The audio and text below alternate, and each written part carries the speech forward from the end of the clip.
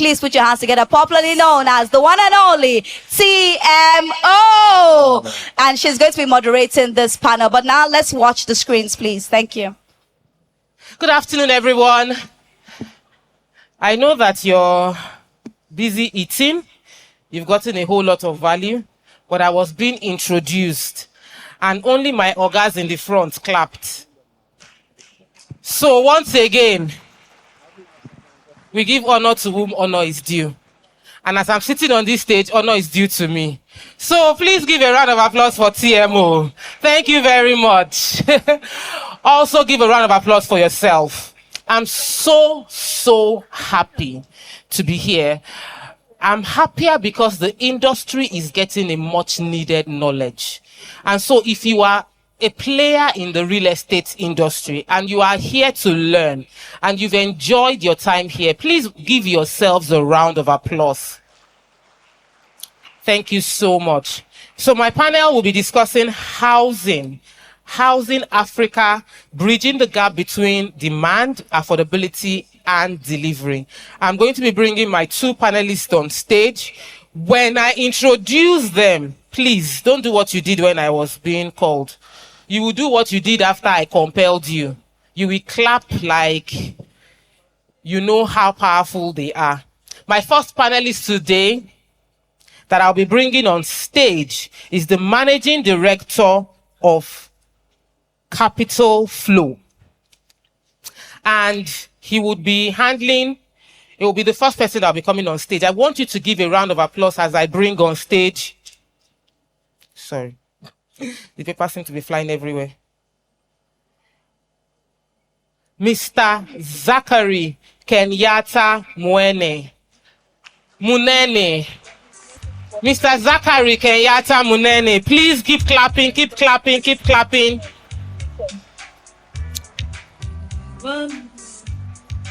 Keep clapping as he takes his seat. I will quickly read his bio appropriately so you will understand the value he's bringing to our conversation.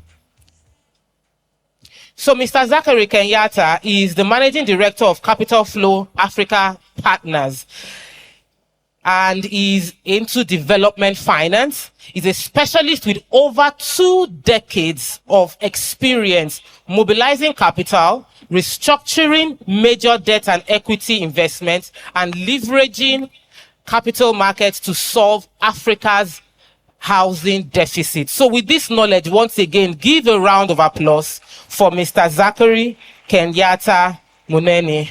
So when I saw your name, I was like, I remembered Kanyatta, like, obviously. But it's good to have you. You're welcome. Thank you. And our second panelist who will be joining is a woman I have admired for several years. And she is the country manager of Mixta Real Estate PLC. She's the MD of Mixta Hospitality and Retail. She's a veteran architect, an executive with over 30 years of experience delivering large-scale, sustainable real estate solutions and inclusive communities. Please, with a warm round of applause, celebrate with me, Mrs. Sade Hughes. Keep clapping, keep clapping, keep clapping. You're welcome, ma. Thank you so much. Thank you, ma. Thank you. This is going to be a very phenomenal. There are some of you sitting down here that when she started real estate, you were not born. Just don't look at anybody. Just look straight at me.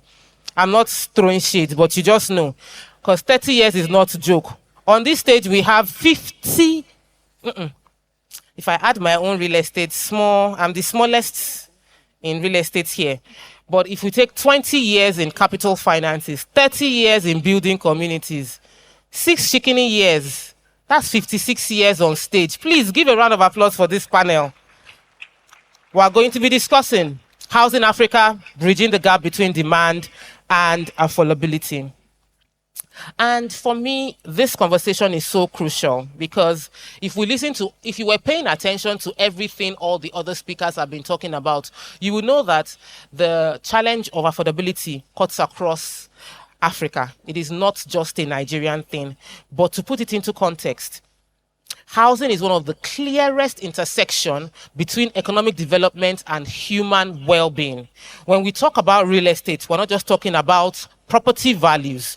We're talking about investment returns or even constructions. We're talking about where families would live, where children will grow, where businesses operate, and where communities are building their future.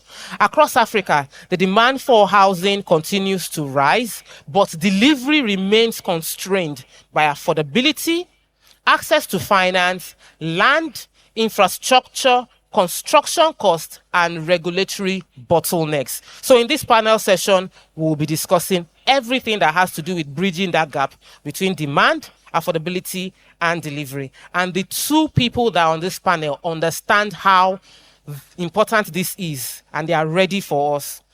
The first question I'll be throwing to Mrs. Hughes.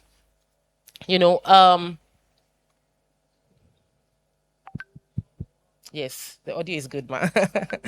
Housing becomes more meaningful when people can actually afford to access it, and based on the development that you have coordinated, I know the price range of some of the projects that your company has coordinated. What needs to change in the way we finance, design our housing, and even deliver this housing if we want to reach Africa's mass market, rather than what we currently do, which is serving the premium segment? Thank you. Hello. Thank you so much, TMO. It's an honor and a pleasure to be here this afternoon. And I'm very excited that we were told that most of the audience are of the younger generation. I think in Nigeria, and I think across Africa as well, we are quite different from the Western countries, because our population is actually a younger population. And therefore, the future really, as they said, is in this audience here. And the future also of the numbers of people that we are supposed to be housing are also in the younger generation. And that's where the problem lies. Because there's several problems. Okay, I'll tell you a bit about myself and my journey first. I'm an architect, and therefore it resonates with me that by our very training, we're taught that what we spend our time doing can impact and influence the lives of human beings. You mentioned families. You mentioned even the built environment is also the offices that we work in. And so it's very, very key that whatever we do is aimed at getting access to let as many people as they can have quality housing. Quality communities is what our watchword in the company that we use. Your Royal Highness, you mentioned that. Yeah, thank you, sir. That was a very, very nice speech that you made there, very encouraging. You did mention that the task goes beyond just delivering housing. What we're supposed to be discussing is, influencing policy. The policy is the backbone of how we'll be able to deliver what. So let me go to the topic or the question you've just asked me. In Nigeria, I know that my colleague here will probably speak about the perspective from his country, but I can speak about Nigeria. The problem that besets the price of housing, there are three basic things, or the access to housing. The first one is financing. So we are yet to master access to long-term finance for prospective homeowners to be able to get hold of capital that they can pay over time in order to access, good quality housing at whatever level. The company I work for, we cater to all levels, the premium, the mid, and also the lower level. So we're very, aware of the different challenges there. Access, and, that basically, we speak about mortgages, because I think when you talk about real estate, you ask yourself that, okay, in other parts of the world, people can access, long-term finance so that they can pay for their homes over time. I'd like to acknowledge actually that recently in Nigeria, the federal government of Nigeria, we have revisited the housing policy. For as long as I have been alive anyway, we've had the National Housing Fund, but that has metamorphosed now into what they call the MREF scheme. So we have the MREF scheme that is promoted by the federal government of Nigeria.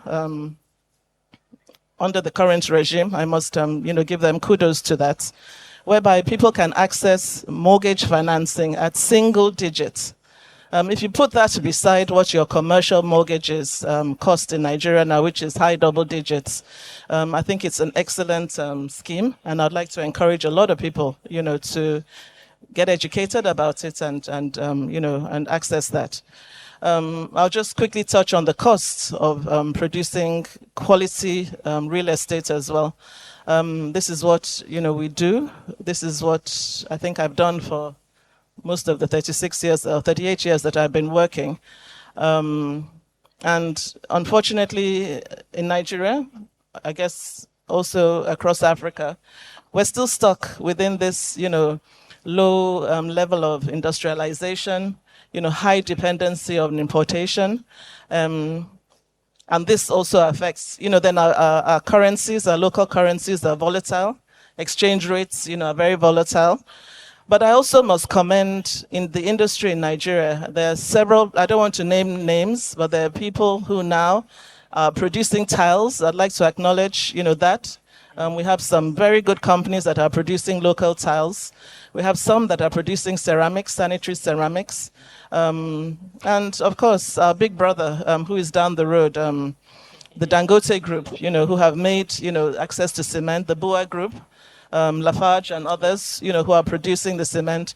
There's one area that is lacking, and that is reinforcement. So we'd like to see the likes of, Jaukuta Steel Factory, iron, and all that, coming back online. So these are some of the issues, and I'd like to put the mic down so that my colleague can also have a word. Thank you.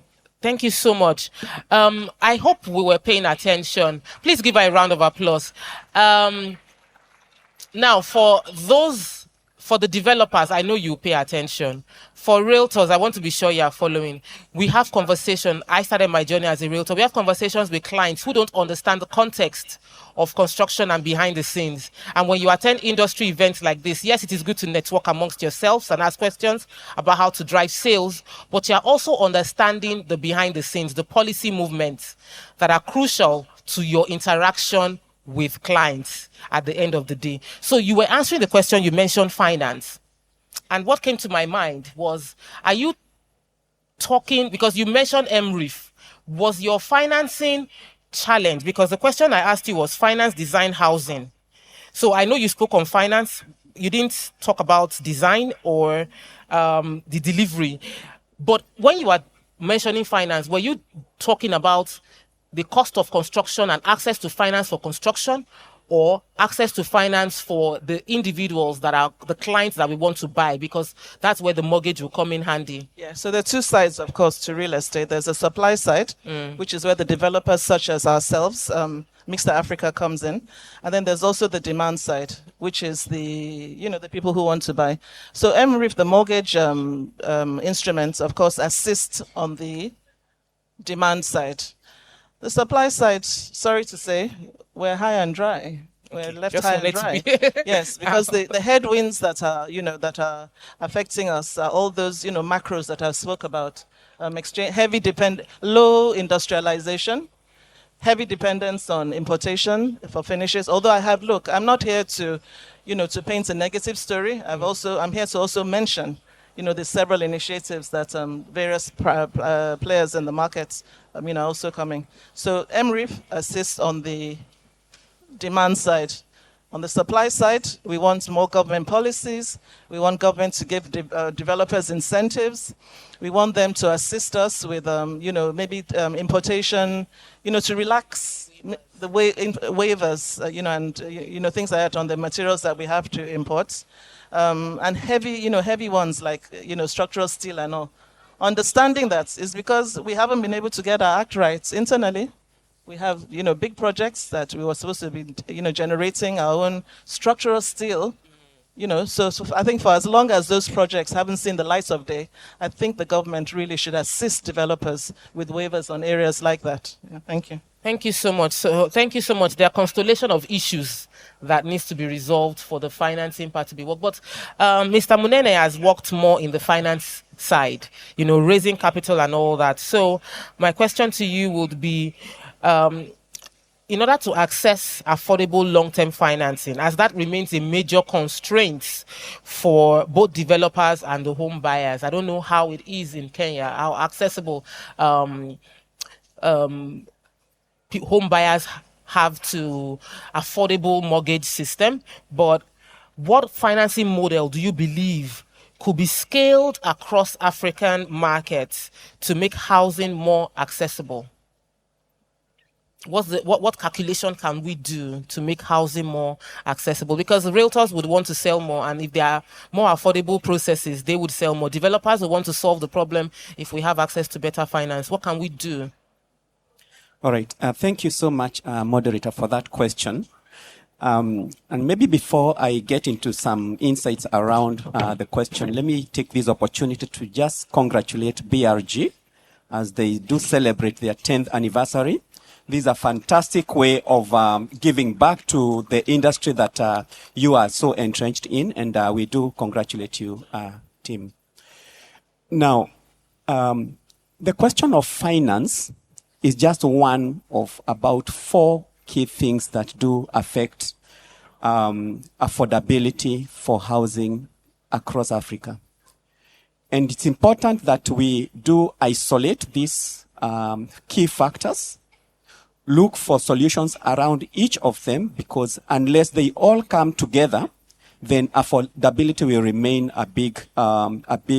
it will remain a mirage, so to speak. The first one is the issue of land. The second one is the issue of construction finance. And you'll see how all these come together, because affordability is really money. It's ability to purchase the end house. So if land is not affordable, then it becomes impossible for homes to own, for families to own home. The second one is on construction finance, construction costs. Then the other one is availability of infrastructure around where the houses are being constructed. And the last one, which I think should is what we focus most on, is ability to finance. And Sade has mentioned about finance in 2 forms. Developer finance, which is usually short-term, 2 years, 3 years for you to deliver the houses to your clients.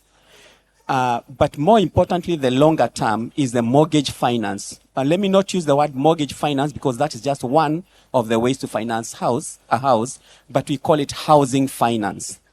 Housing finance may take different forms, and that is where the longer term funding is required. Now, your question on what models will be appropriate to do that kind of financing, I would submit 2 options. The first one is where financial institutions come to support real estate developers for the short-term money, which is consistent with what financial institutions have in terms of their deposits or their ability to finance. Where the headache comes is accessibility of long-term funding for the end users.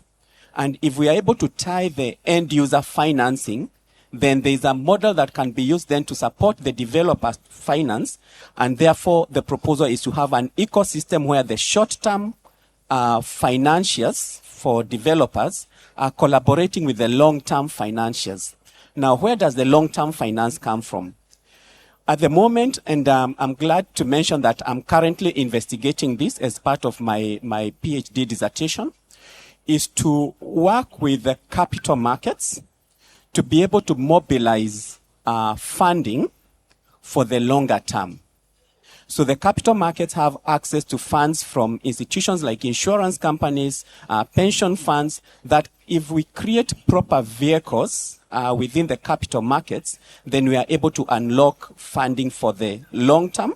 And I'm glad to mention that a country like Kenya, and QS Matthew did mention, Kenya has recognized the importance of working in the ecosystem. So there's someone working on the land issues, someone working on the construction finance issue, someone working on the infrastructure, and then the financial institutions have come on board then to bring it all together to make affordability possible, both at the developer's perspective and at the end user perspective. Thank you. Thank you so much. Please give him a round of applause. There's a lot of noise at the back there. I know they're trying to pass food around, but the rowdiness is a bit distracting. Please, can we keep it calm? Thank you. I did not think land was an issue in Kenya. I thought it's only Nigeria that land is an issue, but obviously it was important you highlighted it, because if the land is expensive, the building cannot be cheap automatically. Because if you buy an expensive land, you're not going to build a bungalow, a small. You have to build something equivalent to getting the returns on what you spent on the land. So thanks for highlighting that. Construction costs and construction finance, as well as infrastructure being available, is very key. But I love when you spoke about capital markets. And while we have some developers in Nigeria who have been able to go into the capital market through white paper to access funds that are easier than what the commercial banks would give, there's still room for consolidated effort to make that our current reality. It would seem like I'm asking the same question in another format, Mrs. Hughes, because what I want to ask you is, if the answer to affordable housing lie with the government, like, do we need government intervention or more of private sector innovation, or a combination of both? And how would you grade it? And we have just 1 minute to answer this question, Ma. Oh, wow. Okay. So the answer is that it's a combination. One cannot work without the other. There's one word that I haven't mentioned, and also my colleague, Mr. Zachary, hasn't mentioned: infrastructure. I think infrastructure is one place where government has to come to the table.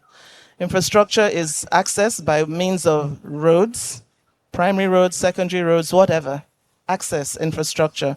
The other part of the other side of the table with infrastructure is your electricity, access to water. I think if government comes to the table on that side and just makes sure that the basic infrastructure is available, so that private developers can take the story on from there, I think that would help a great deal. Dr. Zachary mentioned short-term finance, which is what developers like us can access. But then the point is that at the end of the day, who bears the brunt? It's the buyers. So yes, you can access short-term finance, otherwise known as debt. Let's call it what it is. But once debt comes onto the table, it has to be paid back. And at the end of the day, it goes down to the buyer. So I'm not sure I've answered your question, but at least I've introduced where government can also, but it's a partnership. Yes, definitely. I understand the government intervention, because what we currently have in Nigeria is developers building roads, providing power, providing water themselves, which increases the cost of housing at the end of the day. But my question to you, Mr. Munene, is how do we balance, keeping the interest low for low-income buyers while still managing the risk and local high costs? So right now, Nigeria is celebrating MRIF because we now have single digits, but we are still paying double digits as developers to build the house, which means that invariably the house isn't going to be cheap. It's just easier for buyers to pay for the expensive houses. But for us to achieve this affordable housing, how do we balance the risk of keeping the interest rate low and then managing the risk with inflation and all of that? Thank you. Another 1 minute. Yeah, it's a question that has been asked multiple times, especially in Africa, with regard to our levels of interest. But from a finance perspective, interest is actually a measure of risk. So if we are able to manage the risks associated with home ownership, then that would naturally drive down the interest rates. But that is easier said than done.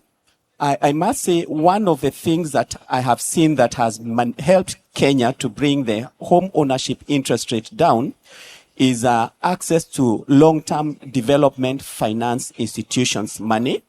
That's number one.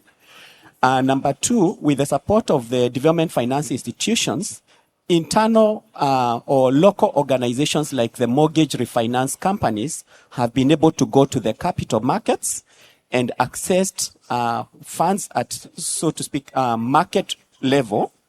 And when you blend the money coming from the capital markets and the money coming from the development finance institutions, then we are able then to have an average of a rate that is even below double digits.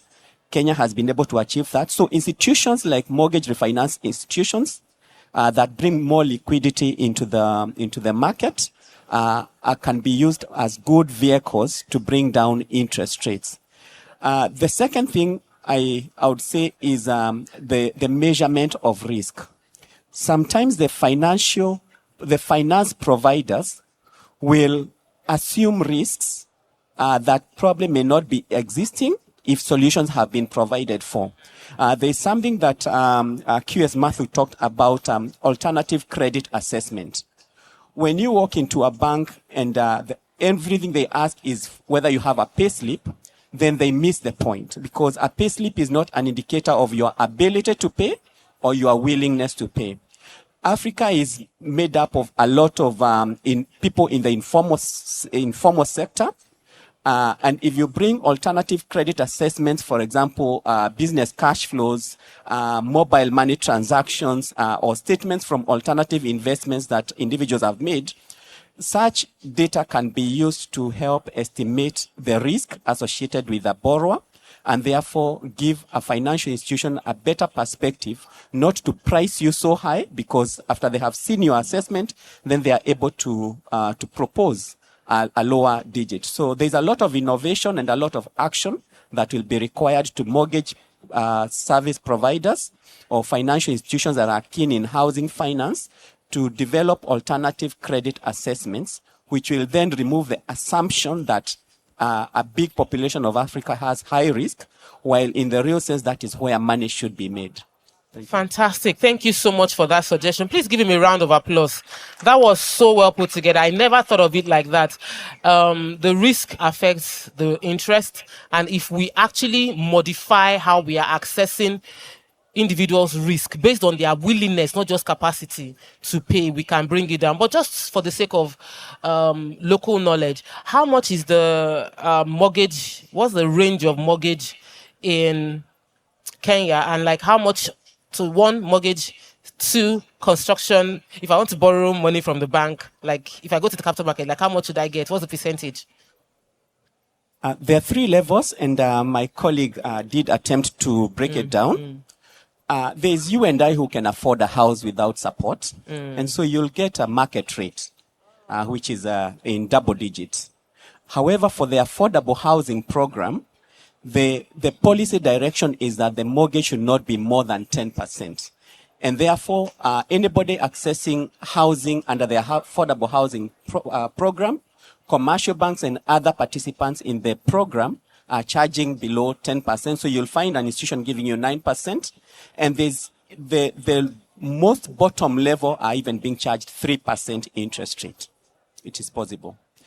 But it is important to fragment the market so that you and I who can afford market rate don't go and claw back on what is being provided for at 3%. That's really, really good. I love that.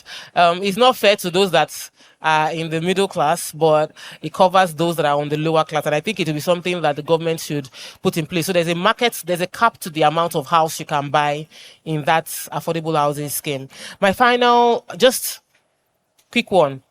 If you are going to pick one policy, there's just one thing that you feel, if we do it in the next 12 years, it will radically drop the cost of construction and the process of getting affordable housing. What will that one policy be? Just one thing that if you just want to get the government to do it, what would it be? That's a difficult one because it's got to be a multifaceted approach. But I think in terms of construction costs, the principle of industrializing housing would work because it helps you with the economies of scale. So instead of building one house across the country, just do produce houses in factories, so to speak. Yeah, that would bring down costs in a big way? Same question, ma'am. There's no way I'm going to give you just one, like you said. Yeah. I knew it was an impossible question to answer. So, look, rethink finance. It starts and it ends with finance, both on the supply and the demand side. On the supply side, we've talked about waivers, we've talked about infrastructure. If government can come to the table on those two things for the private sector, that would be fantastic. On the demand side, they've done a good thing by taking it down to single digits. In terms of cost, we've talked also about the fact that at the end of the day, your price depends on the cost. So the price at which I sell something depends on how much it costs me to produce it. And then, infrastructure. Thank you. So much. Thank you. I would like to invite our conveners. Oh, fantastic. Please, let's put our hands together for that fantastic panel session, please.